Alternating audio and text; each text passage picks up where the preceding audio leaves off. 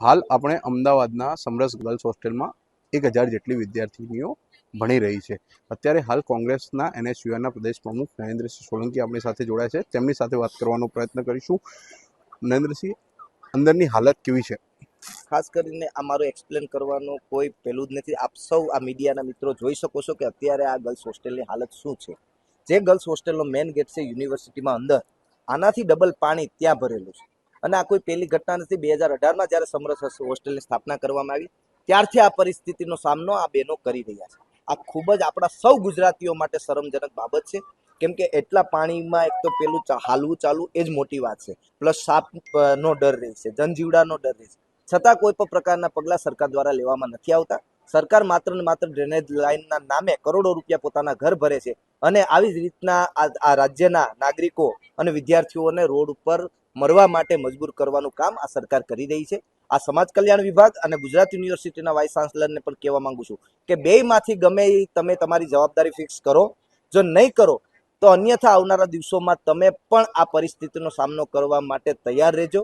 કેમ કે હવે વિદ્યાર્થીઓ જાગી ગયા છે. તમે સમજી શકો અત્યારે આખા કેમ્પસમાં કોઈ વ્યવસ્થા એવી નથી કે આ પાણી 5 દિવસ સુધી જઈ શકશે. તો 5 દિવસ સુધી શું આ બહેનોને પોતાના રૂમમાં જ રહેવાનું? બરાબર છે, ક્યાંય અભ્યાસ માટે કે કોઈ પણ પરિસ્થિતિમાં બહાર નહીં જવાનું. ને આવી જ પરિસ્થિતિ સરકારના વિભાગની હોય તો આપણે સમજી શકીએ કે આ સરકારનો કેટલો મોટો વિકાસ છે. બરાબર છે, વિકાસના નામે પોતાના ઘરનો વિકાસ કરનારી આ સરકારને સ્પષ્ટ શબ્દમાં અમે કહેવા માંગીએ છીએ કે જો તમે આમાં કોઈ રસ્તો નહીં કરો, આમાં વિદ્યાર્થીઓ માટે કોઈ આ પાણીનો નિકાલ નહીં કરો તો આવનારા દિવસોમાં તમારે ભોગવવાનો વારો આવશે. અને આ જે AMCના અધિકારીઓને પણ કહેવા માંગીએ છીએ, મેયરશ્રીને પણ કહેવા માંગીએ છીએ કે આ અમદાવાદનો સ્પોર્ટ્સ વિસ્તાર છે. ગુજરાત યુનિવર્સિટીમાં 10,000થી વધારે વિદ્યાર્થીઓ હોસ્ટેલમાં રહે છે.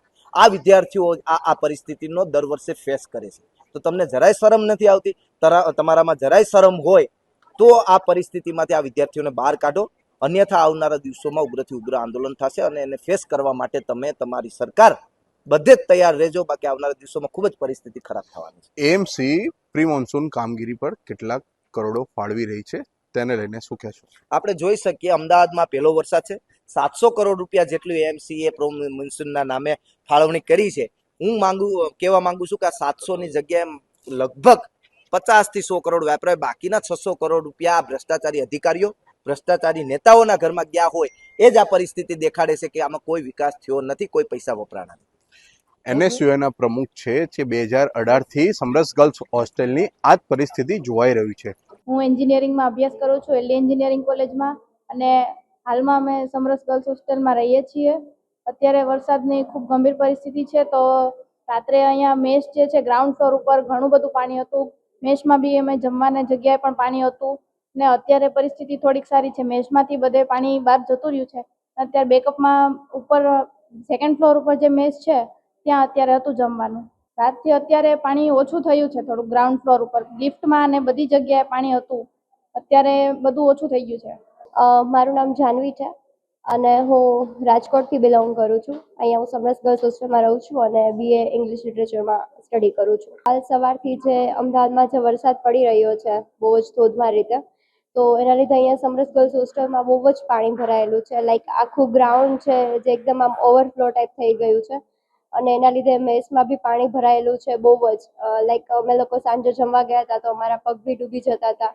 અને શું કહેવાય કે પાણી ભરાવાના લીધે જે બધા જીવજંતુઓ હોય એ પાણીમાં બહુ જ ભળી ગયા છે. તો લાઈક જે બી કોઈ પણ સપોઝ કે ડિસેબિલિટીવાળા સ્ટુડન્ટ હોય, જેમ કે મને ખુદને આઈઝનો થોડો ઇસ્યુ છે, તો શું કહેવાય કે એમાં બી બહુ પ્રોબ્લેમ પડે. લાઈક ફ્રેન્ડ્સની બધાની હેલ્પ લેવી પડે. મેમને એ લોકો સપોર્ટ કરે છે, બટ શું કહેવાય કે આમ બધાની હેલ્પ લેવી પડે કે જે અમે ઇન્ડિવિજ્યુઅલી કોઈ પણ જગ્યાએ જતા હોય તો અમે ના જઈ શકીએ, કારણ કે જીવજંતુ એટલા હોય પાણીમાં, એના લીધે એ પ્રોબ્લેમ થાય છે. અને અહીંયા સપોર્ટ સારો છે મેમ લોકોનો કે લાઈક અમારે પહેલાં અહીંયા ગ્રાઉન્ડ ફ્લોર ઉપર મેસ હતી તો એ હવે સેકન્ડ ફ્લોર ઉપર શિફ્ટિંગ કરી દીધું છે. મારી સાથે આખી હોસ્ટેલમાં 1000+ સ્ટુડન્ટ્સ તો હશે જ, કારણ કે અહીંયા 4 વિંગ્સ છે.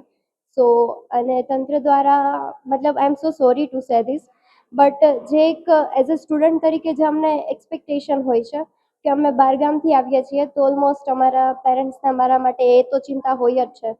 બટ આવી કુદરતી હોનારતમાં આઈ નો કે આ ગવર્મેન્ટ ઉપર ડિપેન્ડ નથી કરતી કુદરતી હોનારત, બટ અગર એનો નિકાલ તો લાવી શકાય છે ને. તો મારી એટલી અપીલ છે કે હું ખુદ નહીં બટ હું બધા સ્ટુડન્ટ્સ તરફથી પણ કહું છું કે હવે અહીંયા કોઈ એવું રિપેરિંગ થાય કે બારિશ ગમે એટલી આવે, વરસાદ ગમે એટલો પડે, બટ એ પાણીનો નિકાલ થઈ જાય, કારણ કે આ હેલ્થ માટે બી નથી સારું અને અમારા લોકોને કોલેજમાં બી લીવ પડે છે, ખાલી ખોટી મતલબ અમારે રજા રાખવી પડે છે, કારણ કે અમે બહારગામથી આવીએ છીએ. હું રાજકોટથી આવું છું, બીજા ઘણા બધા સ્ટુડન્ટ ગમે ત્યાંથી આવતા હોય છે, ગામમાંથી બી આવતા હોય છે, તો પછી અહીંયા હોસ્ટેલમાં રહીને જ અમારે કરવું પડે છે. તો બેટર છે કે અહીંયા લાઈક જલ્દીથી નિકાલ કરવામાં આવે. અત્યારે મતલબ થોડું લાઈક ઘણું પાણી જતું રહ્યું છે, બટ અપીલ એટલી જ છે કે આવું લાઈક હવે આ વસ્તુને ધ્યાનમાં લેવામાં આવે, કારણ કે રિપેરિંગ એ ટાઈપનું હોવું જોઈએ કે એવરી ટાઈમ પાણી ફટાફટ નીકળી જાય, લાઈક જે છે ડ્રેનેજ જે હોય એ પ્રોપર હોવા જોઈએ. ઘૂંટણ સમાજ જે છે તે પાણી ભરાઈ ચૂક્યા છે ને અંદર જે છે વિદ્યાર્થીઓ અંદર ગર્લ્સ હોસ્ટેલમાં રહ્યા છે. અત્યારે તંત્ર દ્વારા કોઈ પણ પ્રકારની કામગીરી હાથ ધરવામાં આવી નથી તેવા દ્રશ્યો સર્જાઈ રહ્યા છે. અહીંયા કેટલાક અધિકારીઓ આપણી સાથે છે, તેમની સાથે વાત કરવાનો પ્રયત્ન કરીશું. મારું નામ સીએન વિસા છે. હું નાયબ નિયામક અનુસૂચિત કલ્યાણ કચેરીમાં ફરજ બજાવું છું અને આપ જાણતા હશો કે કાલ 24 કલાકથી અનરાધાર વરસાદ વરસે છે. 10 થી 15 ઇંચ જેટલો વરસાદ પડ્યો છે. તેથી આપણે ફર્સ્ટ ટાઈમ સમરસમાં પહેલી વાર આટલું બધું પાણી ભરાયું છે. વહીવટી તંત્ર સાથે અમે સતત સંકલનમાં છીએ, મ્યુનિસિપલ કોર્પોરેશન સાથે સતત સંકલનમાં છીએ અને એ લોકોએ અમને ટીમ ટૂંક સમયમાં પહોંચી જશે અને પાણીનો નિકાલ કરશે. હાલમાં જે પરિસ્થિતિમાં દીકરીઓનો કોઈ પ્રશ્ન એટલા માટે નથી કેમ કે શુક્ર, શનિ, રવિ 3 રજા આવે છે અને અહીંયા પીવાના પાણી, મેડિકલ, જમવાનું તમામ સુવિધા ઉપલબ્ધ છે, એટલે બીજો કોઈ બહાર જવાનો પ્રશ્ન ઉપસ્થિત નથી.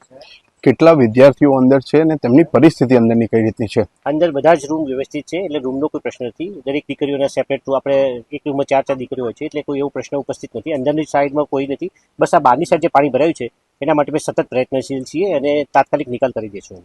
સવારે મેસનો એક વિડીયો આવ્યો હતો, તેમાં પાણી ભરાઈ ગયા હતા, તેને લઈને પરિસ્થિતિ અંદરની કઈ રીતની છે? મેસનો વિડીયો આવ્યો તો સવારે એ બાબતે માહિતી મેળવી છે, પરંતુ એ થોડો નિકાલ કરી દીધો છે. આપણી પાસે 2 મેસ ઉપલબ્ધ છે.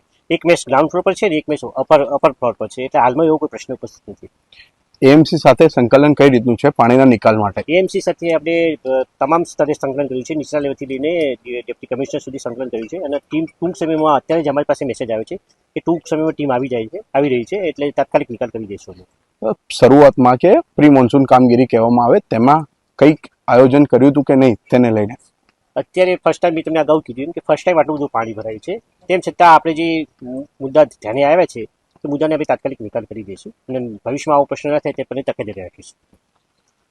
જે રીતે અધિકારીએ કહ્યું તે રીતે કે અહીંયા જે છે તેમને કોઈ પણ ગર્લ્સને તકલીફ ના પડે તે રીતનું આયોજન કરવામાં આવ્યું છે અને એએમસી દ્વારા સંકલનમાં છે, પરંતુ એએમસી સામે સૌથી મોટા સવાલ પ્રી મોન્સૂન કામગીરી પર ઉઠી રહ્યા છે.